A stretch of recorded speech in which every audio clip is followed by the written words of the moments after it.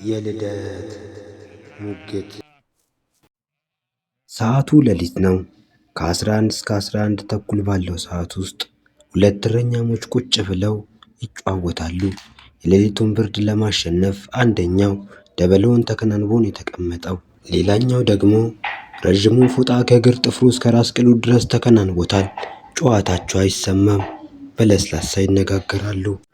ሁለቱም በለስላሳ እየተነጋገሩ ሳለ አካባቢው በአስደናቂ ብርሃን ይሞላል። እረኞቹም ከተቀመጡበት ደንግጠው ይነሳሉ። የእግዚአብሔር መልአክ ነበረ። እነሆ ለሕዝብ ሁሉ የሚሆን ታላቅ ደስታን የምሥራች እነግራችኋለሁና አትፍሩ። በዳዊት ከተማ መድኃኒት እርሱም ክርስቶስ ጌታ የሆነ ተወልዶላችኋልና። ይህም ምልክት ይሆናችኋልና ሕፃን ተጠቅልሎ በግርግም ተኝቶ ታገኛላችሁ። የምሥራች ቃሉን የሰሙት ሁለቱ እረኞችም ይደነግጣሉ። አንደኛውም ግራ በመጋባትና በፍርሃት ሆኖ እንዴት ይሆናል? አዳምን ያሳተ ሰይጣን እኛንም ሊያስተን ፈልጓል። ለሕዝብ ሁሉ መድህን አለኝታ የሚሆን በዳዊት ከተማ ተወልዷል ነው ያለ። እውን ይህ ራእይ ለእኛ የተገለጠው ለእኛ ለምስኪኖች ዛሬ የተነገረው መሲህ ስለተባለው ስለ ክርስቶስ ነው እንዴ? ምን ነው? የምን ደርደርታ ነው? እምነት ጎሎ እንደሆን ነገር ይልወቀው። ነቢያቱ ትንቢት የተናገሩለት ዛሬ መወለዱ አይሆንም ብለው እውነት? እንዲያማ መች ወጣኝ፣ መች እንዳልከው ቃጣኝ። ትንቢት እንዳላምን ምን አለ የሚያስክደኝ? ንጉሥ ሆኖ ሳለ የሰማይ የምድር በበረት በግርግም እንዴት በዛ ይደር ብዬ በማሰብ ነው ይህንን ብናገር።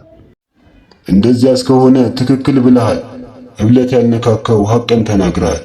እንደ እውነት መፍረዱ እንደ አምላክነቱ ማምለኪያው ባለበት ማደሪያ ታቦቱ መስዋዕተ ኦሪት በሚሰዋበቱ በሚከወንበት ሥርዓተ ኃጢአቱ በዚያ ነበር ቢሆን የአምላክ ልደቱ። እንዴት እባክህ ትክክል አይደለም እንደዚያ ማሰብ። እድሜ ጠንቶ ከኔ ጎልምሰ ባይህም እንዲህ ያለ ሐሳብ ግን አልቀበለውም። ምን ነው? ለምን? ምክንያቱማ የንግስናው ስፋት እስከዚህ የማይባል በቤተ መንግስቱ በዚያ መወለዱን ማን ይቃወመዋል? ምክንያት አስቀምጠ ሐሳቤን ሳትረታው በላ መልስልኝ። ምንድነው ዝምታው? ምክንያት እንኳን የለኝ፣ ግና ምክንያትና ሰበብ ማስቀመጥ ባልችልም ኩራትና ትምክት ሊያንጀባርሩ ፈጽሞ አይገባው። አልተንጀባረርኩም፣ ፈጽሞ አልኮራውም። ግና አምላካችን የሰማይ የምድር ንጉሥ ሆኖ ሳለ በአማረ ወርቅ አልጋ ወለድ እየቻለ ክብሩን ዝቅ አድርገህ እንዴት በቤተ ክህነት ይወለድ ትላለህ? በል እንመልከተው፣ ሄደን እንጎብኘው። የሰማዩን ጌታ ሥጋን ለብሶ ነው።